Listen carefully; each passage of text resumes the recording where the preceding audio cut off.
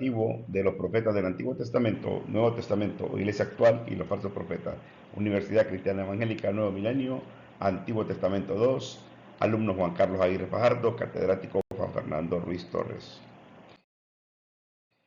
El objetivo general es identificar, comparar y explorar los roles de los profetas del Antiguo y Nuevo Testamento, entendiendo su evolución y los criterios para reconocer la verdadera voz profética frente a los falsos profetas.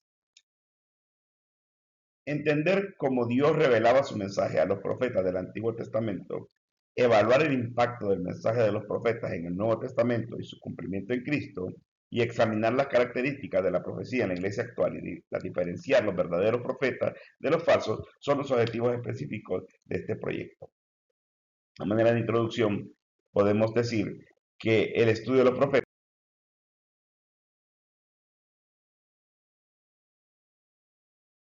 es esencial para comprender la revelación divina y su impacto en la fe cristiana.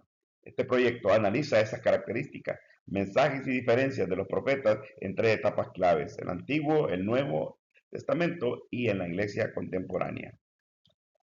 Los profetas en el Antiguo Testamento eran comunicadores del mensaje de Dios, divididos entre profetas escritores y no escritores. Cumplían roles específicos según el contexto histórico, ofreciendo mensajes de juicio y esperanza. Todos llaman a la fidelidad a Dios y advierten sobre el juicio, pero también ofrecen esperanza de restauración. Además, varios profetas como Isaías, Miqueas y Zacarías profetizan la venida de un Salvador o Mesías. ¿Cómo se clasifican? Como profetas mayores y profetas menores. Entre los mayores tenemos a Isaías, Jeremías, Ezequiel y Daniel. Y entre los menores a Oseas, Joel, Amós, Jonás, Miqueas, Nahum, Habacuc, Sofonías, Ageo, Zacarías y Malaquías. Tengamos claro que a un profeta lo llamó Dios para ser profeta. En este cuadro podemos ver las características del mensaje, el periodo y el contexto histórico en que se desarrollan y el significado del nombre del profeta. Por ejemplo, Isaías, el Señor es salvación. Jeremías, Jehová establece. Ezequiel, Dios fortalece. Daniel, Dios es mi juez. Oseas, salvación. Joel, Jehová es Dios. Amós, cargador. Podemos ver que tenemos desde profetas sacerdotes, profetas príncipes, hasta pastores de ovejas, como en el caso de Amós. Y muy característico en el caso de Daniel, es un mensaje totalmente apocalíptico a través del uso de sueños y visiones sobre el futuro. En el caso de Isaías, vemos que usa muchas metáforas poéticas, visiones de esperanza y de juicio. Ezequiel, muchas profecías simbólicas y visiones complejas. En el caso de Jeremías, se le hace llamar el profeta llorón, pero es que su mensaje va muy apegado al lamento sobre Jerusalén, su rebeldía hacia lo que Dios quería de ellos. Joel describe, muy importante, una plaga de langostas como un símbolo de juicio, pero también hay un llamado al arrepentimiento y la promesa del derramamiento del Espíritu Santo. En el caso de Miqueas, por ejemplo, que su nombre significa ¿quién como Jehová? El enfoque es en la justicia social y el juicio divino. Jonás, que significa paloma, creo que es de los profetas más conocidos, profetizó específicamente a una ciudad, a un pueblo llamado Nínive. Eso quiere decir que no todos los profetas llevaron su mensaje solamente a Israel o Judá.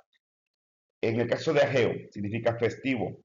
Este es un pragmatismo acerca del enfoque y la importancia de la construcción del templo y lo que debían poner como prioridad. Zacarías, Jehová recuerda, tiene visiones apocalípticas de esperanza en la restauración de Jerusalén. Vemos que su mensaje es apocalíptico, visiones de ángeles y futuros gloriosos. Malaquías, mi mensajero, el último de los profetas del Antiguo Testamento, que denuncia la corrupción a nivel sacerdotal. Hay falsos profetas en el Antiguo Testamento. Eran mentirosos que pretendían hablar en nombre de Dios para engañar al pueblo. Se identificaban por la falta de su cumplimiento en las palabras.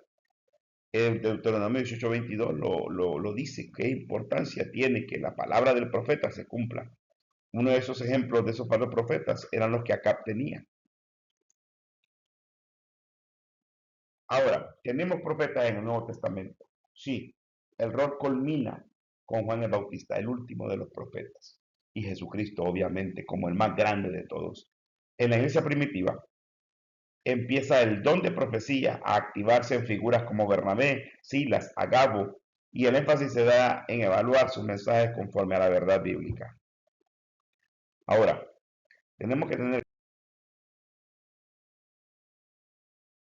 claro que la profecía implica proclamar el mensaje de Dios más que predecir. Solo el 8% de las profecías del Antiguo Testamento son predictivas. Debe alinearse con el carácter de Dios y su palabra revelada. Según Pablo, dice a los Corintios, como don del Espíritu Santo debe ser para edificación, consolación y exhortación. Estos son factores claves sobre la profecía. Los falsos profetas en la iglesia actual abundan. En la actualidad introducen doctrinas destructoras y buscan ganancias deshonestas. Jesús lo advirtió, por sus frutos los conoceréis. Mateo 7:16. La Biblia nos da repetidas advertencias a evaluar el mensaje de estos profetas falsos. Desde Moisés en Deuteronomio 18 hasta 1500 años después en el Nuevo Testamento, Dios da reglas que requieren discernimiento y cuidado en cuanto al don de profecía. El peligro de los profetas actuales y su profecía es grande y grave. Tenemos algunas recomendaciones muy importantes. Todo mensaje profético debe probarse a la luz de la palabra. Primera de Juan 4:1. Debemos identificar a los verdaderos profetas por sus frutos espirituales. Veámoslo en Gálatas 5:22-23. Evitemos mensajes que causen temor o manipulación. Es importante que la iglesia esté preparada en conocimiento y en oración para enfrentar estos desafíos. Como cierre, este análisis resalta la importancia de discernir y sopesar la profecía bajo la autoridad bíblica. Tomamos ayuda de varias referencias bibliográficas y de sitios web que nos ayudaron a poder completar este trabajo.